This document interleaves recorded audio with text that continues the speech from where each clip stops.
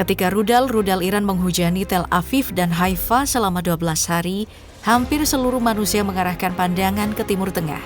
Namun ada yang luput dari perhatian global. Ya, Cina. Media barat dan beberapa laporan independen menyebutkan adanya peningkatan aktivitas pesawat kargo Cina yang menuju kawasan Timur Tengah selama eskalasi. Ditambah dengan kunjungan Menteri Pertahanan Iran Aziz Nazirzadeh ke Qingdao hanya beberapa saat setelah gencatan senjata dengan Israel diumumkan. Apa arti semua ini? Seberpengaruh apa Cina di kawasan ini? Apa sebenarnya kepentingan negeri tirai bambu ini bagi konflik Iran-Israel? Dan mengapa Cina tidak akan rela bila Iran jatuh? Video ini akan mengupas detil-detil itu satu persatu. Bertahan sampai akhir video untuk paham bagaimana strategi geopolitik yang dimainkan Cina di Timur Tengah.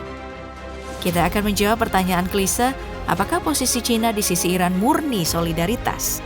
Atau ada udang di balik batu? Negeri tirai bambu ini memang sedang menunjukkan pengaruhnya di Timur Tengah, bukan dengan suara keras atau pendirian pangkalan militer, tetapi lewat diplomasi senyap, pergerakan logistik udara, dan jaringan ekonomi yang mengakar dalam. Pada dasarnya, Cina memiliki kepentingan strategis untuk menjaga Iran tetap berdiri sebagai penyeimbang dominasi Barat di kawasan ini. Jadi wajar bila kehati-hatian lebih diutamakan ketimbang sensasi dan efek bombastis. Karena secara ekonomi, Cina justru diuntungkan dari ketegangan ini dengan melonjaknya harga minyak dan ketergantungan Iran terhadap investasi pasca sanksi Amerika Serikat. Jadi ketika Israel menembakkan Iron Dome dan Iran meluncurkan rudal balistiknya, Beijing ikut mengkalkulasi hitung-hitung di belakang sana. Tapi mengapa harus diam-diam? Posisi Beijing dalam konflik Iran-Israel ini terbilang sangat aktif. Langkah-langkah Cina tak banyak diberitakan, namun bagi yang mengamati pola geopolitik, sinyalnya itu justru sangat jelas. Di dalam minggu-minggu awal konflik, 5 pesawat kargo militer Cina itu dilaporkan mendarat di Iran tanpa identifikasi transponder, sebelum akhirnya menghilang dari radar sipil. Peristiwa vanishing flights ini kemudian membawa komponen penting, mulai dari sistem navigasi rudal, suku cadang drone, hingga amunisi kaliber tinggi. Semua ini terjadi dalam pola pengiriman yang rapi dan nyaris tanpa jejak. Di saat bersamaan muncul citra satelit kehadiran kapal perang Tiongkok di sekitar Selat Hormuz dan Teluk Persia, termasuk destroyer Type 052D yang diyakini mengawal jalur logistik senjata menuju pelabuhan-pelabuhan selatan Iran. Walau Beijing tak pernah mengonfirmasi keterlibatan ini, kehadiran militer Cina di kawasan konflik jelas bukan tanpa alasan. Inilah dukungan tidak langsung Cina terhadap Iran. Tidak frontal, tapi sangat efektif. Cina tahu betul, untuk mencapai tujuan, hasil adalah yang utama, dan proses harus mengikut.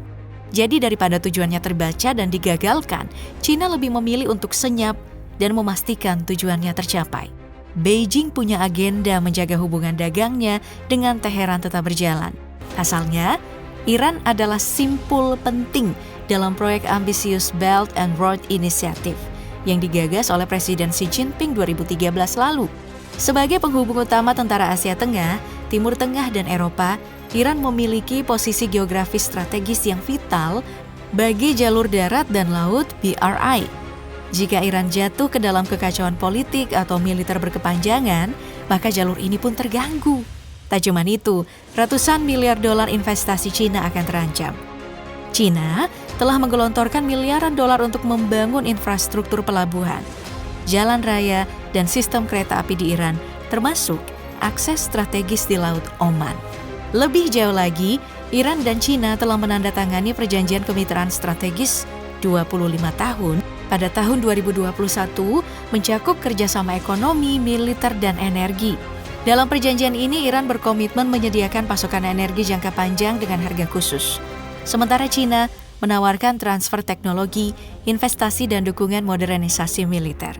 Namun yang paling krusial adalah ketergantungan energi Cina. Sebagai importir minyak terbesar di dunia, Cina ini sangat bergantung pada stabilitas jalur pasokan dari Teluk Persia melalui Selat Hormuz. Dan Iran adalah salah satu pemasok utama energi ke Beijing. Setelah terkena sanksi dari Barat, Teheran menjual minyaknya secara diskon ke negara-negara seperti Cina. Nah, selama konflik Iran-Israel berlangsung, harga minyak global melonjak dan kestabilan suplai dari Iran menjadi prioritas utama. Dalam situasi seperti ini, mempertahankan Iran bukan hanya tindakan strategis, melainkan kebutuhan vital bagi perekonomian nasional Cina.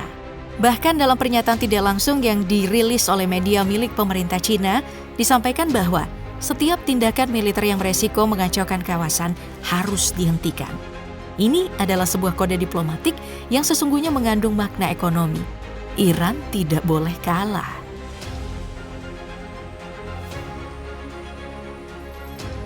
Dalam konflik Iran-Israel ini, Cina bukanlah penonton yang pasif. Beijing dengan cepat membaca situasi, mengidentifikasi kesamaan kepentingan dengan Teheran, lalu bergerak untuk memainkan peran ganda sebagai juru damai global dan sekaligus aktor strategis yang ingin memperlemah dominasi Amerika Serikat secara sistemik. Iran dan Cina memiliki satu musuh bersama yang tak berubah sejak 2 dekade terakhir, hegemoni militer dan ekonomi Amerika Serikat. Ketika Washington memperkuat sekutu militernya di Asia Pasifik dan Timur Tengah, Beijing juga tak mau kalah. Mereka melihat ketegangan di Timur Tengah adalah peluang emas bagi Cina untuk mengalihkan perhatian dan sumber daya Amerika Serikat dari Laut Cina Selatan dan Selat Taiwan, 2 titik panas yang juga sedang memanas. Meski begitu, Cina tidak benar-benar diam. Beijing mengutuk semua bentuk agresi militer sepihak yang membahayakan kestabilan kawasan. Sebuah sindiran langsung terhadap operasi gabungan Israel dan Amerika Serikat di wilayah udara Iran dan Suriah. Di panggung internasional, mereka menunjukkan wajah diplomatik, menawarkan mediasi antara Iran dan Israel melalui saluran multilateral dan pertemuan bilateral. Upaya ini sekaligus memperkuat citra Cina sebagai aktor global yang stabil dan bertanggung jawab, berbanding terbalik dengan citra Amerika Serikat yang terjebak dalam konflik tanpa akhir. Namun, strategi Cina bukan sekadar simbolik. Armada tempur Laut Cina Selatan dilaporkan meningkatkan intensitas latihan tempur selama fase paling kritis dari konflik Iran-Israel. Manuver ini memperlihatkan bahwa Beijing sengaja memaksimalkan tekanan terhadap Amerika Serikat dari 2 sisi untuk menguras fokus Washington dengan cara simultan. Sementara itu, para pengamat menyimpulkan bahwa Beijing tidak menginginkan eskalasi penuh di kawasan, tetapi juga tak akan membiarkan Iran jatuh. Jika Teheran runtuh, Amerika Serikat akan memperkuat dominasinya di kawasan yang bisa menekan pengaruh Cina secara ekonomi dan geopolitik. Dengan memainkan peran sebagai penyeimbang sambil menjaga hubungan erat dengan Iran, Cina berhasil mengubah konflik regional menjadi alat untuk mendesak dominasi global Amerika Serikat. Dan di dunia multipolar yang sedang terbentuk ini, setiap perang kecil bisa menjadi langkah besar dalam pertarungan hegemoni.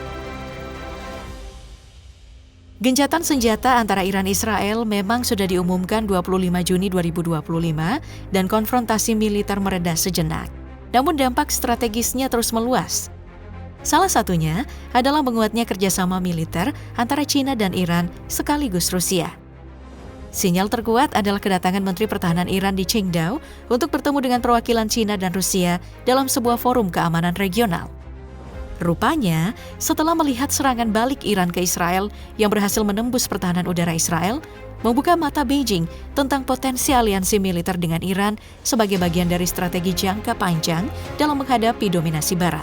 Sangat mungkin Cina akan memperkuat Iran dengan sistem anti-access, area denial seperti HQ-22 atau bahkan teknologi early warning berbasis satelit. Tapi poros baru Cina ini tidak hanya menggandeng Iran, tapi juga Rusia dan Korea Utara. Dukungan diplomatik mereka terhadap Iran adalah indikator awalnya. Ini semakin diperjelas dengan digelarnya pertemuan tingkat tinggi militer antara 4 negara tersebut dalam minggu-minggu terakhir ini. Tujuannya sangat clear, membentuk kerjasama pertahanan terpadu non-Barat. Semakin jelaslah poros Beijing, Teheran, Moskow, Pyongyang. Jadi tak heran bila Cina, meski diam-diam, tetapi sangat aktif mengerahkan pesawat militernya dan mengirim logistik demi menjaga nafas bagi Teheran di tengah embargo dan tekanan Barat. Dan tatanan dunia baru yang multipolar, di mana Amerika Serikat tak lagi menjadi satu-satunya wasit geopolitik global sedang terbentuk. Dunia yang dulunya satu kutub kekuatan di Washington bakal perlahan berubah. Berkat Cina, inilah simbol kelahiran tatanan baru dunia. Multipolar, beresiko tinggi, dan tak lagi didominasi satu kekuatan.